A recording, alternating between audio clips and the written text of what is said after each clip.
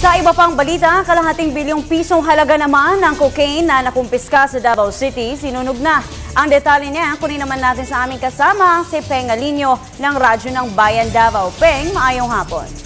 Maayong hapon, Princess. Naabula ang may 70 bricks ng cocaine na unang nasabat ng mga otoridad sa lungsod ng Davao mula noong 2009 at noong Marso lamang ng taong ito.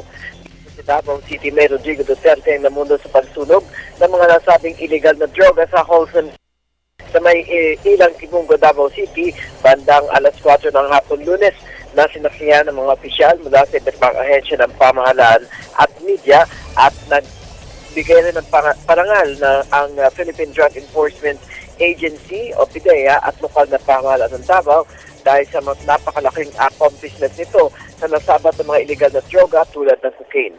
Muling nagbabala si Duterte sa mga nasasangkot sa mga illegal na gawain na tumigil na dahil kung sila ay mahuli ay maaari silang mamatay dito kung lalaban sila.